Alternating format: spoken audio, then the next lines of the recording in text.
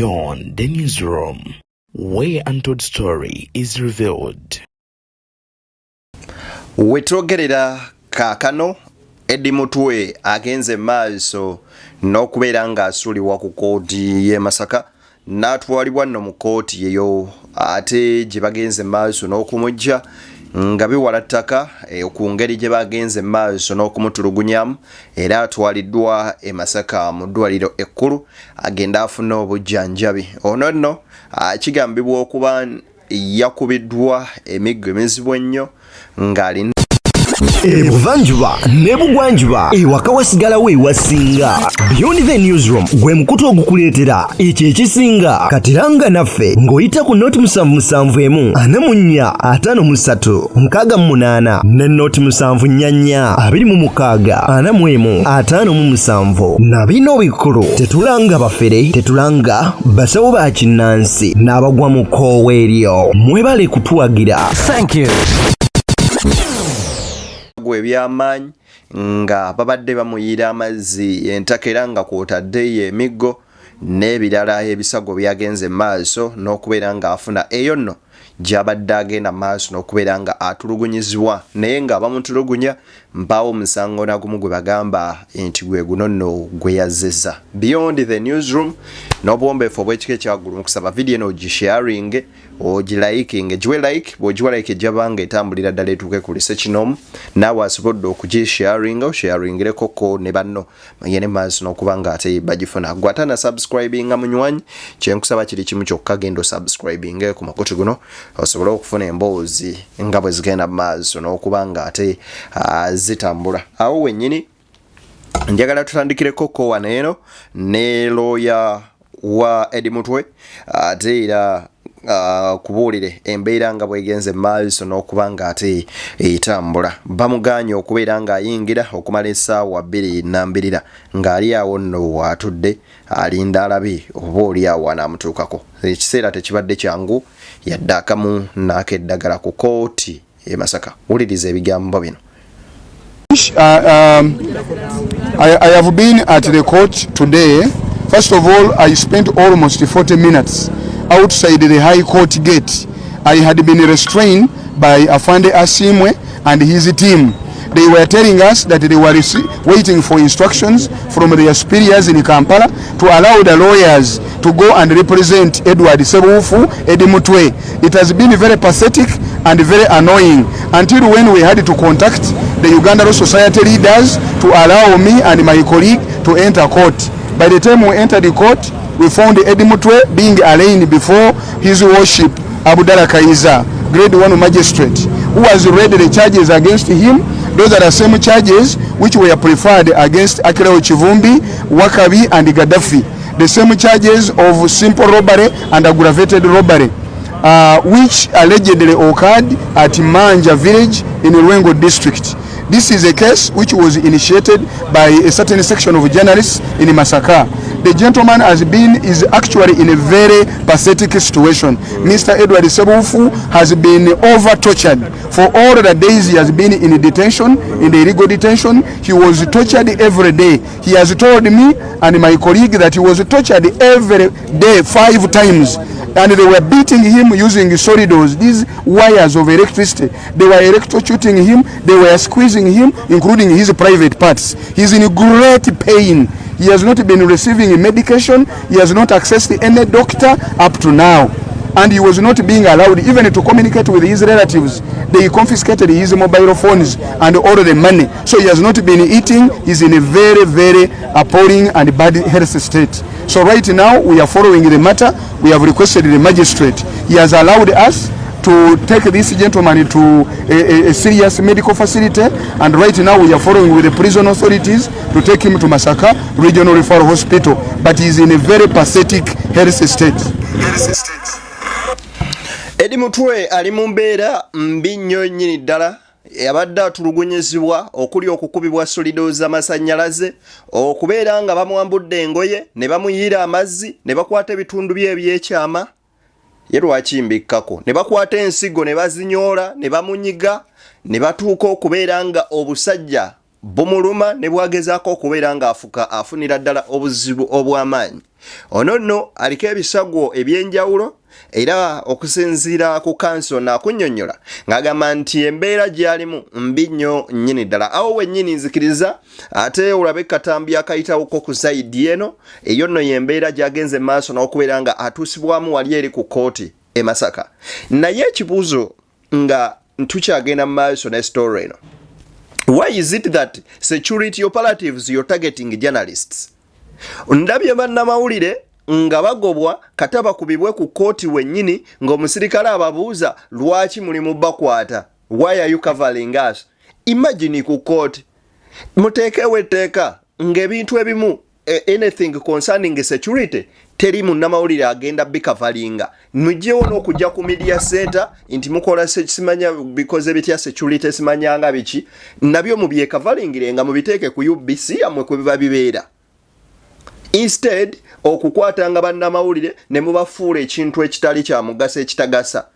Journalists are the fourth estate, but do we really treated like the way how we deserve to be treated?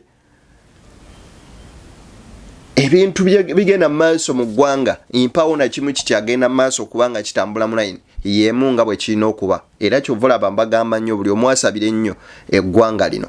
Kanso Muyizi avuddeyo nategeeza jjukira nti olwaleero Kanso Muyizi abadde ne court session nga Nambya wabira nalukoola nti yamubba obululu n'ebintu ebirala. Era babadde mu kooti eno tasobodde genda mu bitundu by'e Masaka, naye akunnyonnyola obulumi bwe bagenze maaso n'okuyitamu okulaba nga looyo n'atuuka okuyingira munda okwogera koko ne Eddy mutwe. Wuliriza ebintu ebigambo bya Kanso Muyizi. Twagambye buli omu akole ekisoboka tusaba because we are Eddy mutwe is us. Kati essaawa eno bannamateeka baffe betusindise ku kooti e Masaka asiimwe komanda ya commanding gate. Kati essaawa eno sina mukuumi wa ku kooti alemesezza munnamateeka waffe Majerani Kazibwe, naye buli omu tukuba nti no twasazeewo atweyungeko twogedde ne Uganda Law Society kyekibiina ekitwala ffe bannamateeka ne tugibuulira ensonga eno erabe nti ejja mangu, era Uganda Law Society yogedde n'abalamuzi okulaba nti ensonga eno egonjoolwa. Naye mu ssaawa eno akulira bannamateeka mu Uganda Law Society e Masaka branch y'e Masaka, Kanso munnaffe Zanda ayingidde mu nsonga eno alabe nti nno okulemesa balooyo genda nga muganda affe bagenda muleeta mu kooti oba abe nga ateekinga puli ekitali mu mateeka. Law Society nayo njebaza okuba nti eyanguye okulaba nti emusindika kakati. Kati tusuubire nti amaanyi gano gonna ge tuteekamu ganaatereeza, n'ekyongera kulaga kiki kye bagezaako okukweka kino okulaba nti bakweka si kya bulijjo newankwali tubamanyi bamenye ensonga zonna bazikola mu kumenya bumenyi bw'amateeka, naye ate kyano kisusseewo okuba nti balemesa bannamateeka okugenda amangu okulaba nti nno munnaffe tukola kye tulina okukola nga bannamateeka mu kooti ku ssaawa eno. Uganda Law Society n'abalala mwenna mutweyungeko ku nsonga eno. Eddy mutwe yeffe, ffe Eddy mutwe. Eyo nno banywanyi ya Uganda mwe tutambulira. Nzikiriza nkuwe video eno ogere maaso okuba ng'ogiraba ate era tuyongereyo tulabe ensonga zino bwe zitambudde. Mu Nambiro era omulamuzi akkiriza okuwulira kwaffe okusaba kwaffe n'atugamba tugende naye atwalibwe mu ddwaliro eddene, era kati wenjogerera ssaawa eno aba prison twogedde nabo bagenda muyingiza mu kitabo kya prison wano mu Central, olumala omuyingiza atwalibwe butereevu mu ddwaliro eddene. Era kati ku ssaawa eno tugenda kola follow up, naye nga bamukuba bubi nnyo, buli lunaku abadde akubwa emirundi egisukka mwena, nga bamukubisa zisolido, bamukubisa amasannyalaze, bamuyira amazzi nga tebamubuulira musango gwe yazza, naye nga buli kaseera bamukuba taliya tafuna bujjanjabi, era alumwa buli nnyingo yonna, emikono gyonna gijjudde ebinuubule, obukongovule bwonna baabukuba, enkokola zonna baazikuba, bamunyiga awakyamu wonna we mutegeera. Ali mu bulumi obw'enjawulo ennyo, obw'amaanyi ennyo, alumizibwa mu buli kitundu kya mubiri gwonna kubanga abadde anyigibwa mu buli lunaku. Kanso mutegeddeko charges bamuguddeko zero zennyini omusango gw'omumanyi ogwaggulwako ba Akireewo Kivumbi, Wakabi Grace ne Gaddafi ye fayiro yennyini kwe bamutadde, era ne bamusomera emisango gye gimu gyennyini egyo gye baasomera Gaddafi Wakabi ne Achirewo Kivumbi. Ejo gye mutegedde egy'okugamba nti yabba aggravated robbery ng'akozesa eryanyi ng'akozesa ebiso n'obwambe okubba esweta ku bannamawulire mu kuziika okw'omugenzi Ssekasamba okwali emmanja mu disitulikiti y'e Lwengo. Bannamawulire abo abaaloopa era bebo bennyini abalumiriza Eddy Mutwe nti ababbako akasimu akakatooki awamu n'esweta oba jampa. Ebyo byennyini ebisango bye mumanyi bye baateeka ku bannaffe bali abali mu nkomyo era gye emisango gye gimu ku fayiro y'emu kwe bagasse Eddy Mutwe. Kanso tulabye obadde wabweru nga baakuganye process ogisanze wawuyimiridde mu kkooti era oyingidde. Sebo nsobodde okwogeraganya n'omukulembeze w'abannamateeka atwala eriya yaffe ne ye Masaka awamu n'omukulembeze waffe wa Uganda Law Society e Kampala. Bw'atyo n'akubira omwami Asiimwe abadde akulembera poliisi ebadde etulemesezza okuyingira mu kkooti. Oluvannyuma n'apondooka n'akkiriza nyingire mu kkooti era ngenza okutuuka mu kkooti nsanze ng'ensonga zitandise okutambula. Bwe tusobodde okuyita bwe tutyo ku geeti naye ng'obudde bwe tumaze ku geeti nga twezooba ne poliisi etukkirize tuyingire tulabe nga tusobola okukiikirira omusibe. So y'embeera eyo gye tuyiseemu tebadde nnyangu n'akamu. Abadde maaso ga mulamuzi ki? Abadde maaso ga mulamuzi Abdallah Kayiza era yamusomedde emisango nga state attorney yo yennyini era state attorney abadde mu musango ogwaba Achirewo Kivumbi. Era alina counts mukaaga nga bali banna abalala ba Kivumbi Wakabi ne Gaddafi. Ezo zennyini ezikwata ku nsonga ey'abannamawulire b'e Masaka. Agenda kudda ng'ennaku z'omwezi 25 omwezi guno. Naye nga kati ku ssaawa eno mutukkirize tudduke emisinde tugende tugoberere tulabe ng'afuna obujjanjabi. Eyo nno y'embeera nga bw'ebadde. Nze nnyumirwa nnyo emisango egy'e Uganda. Aggravated robbery nga baki mbw akasimu kakatooki ne sweta.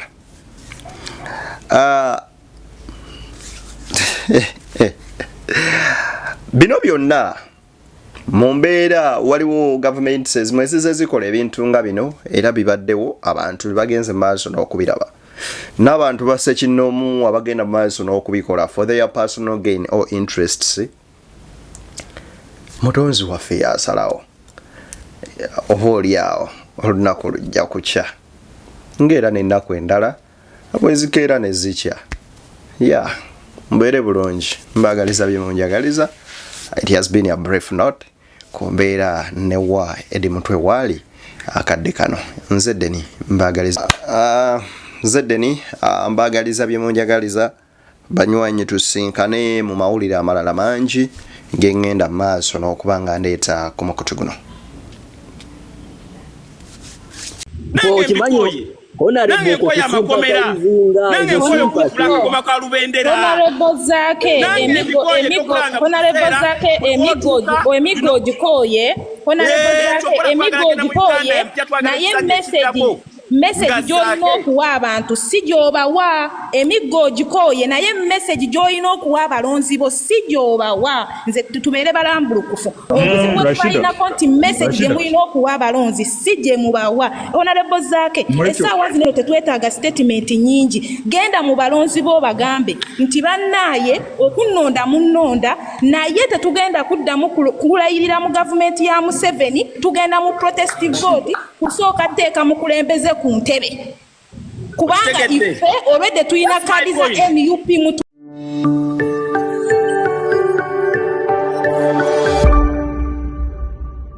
Beyond the newsroom, where untold story is revealed.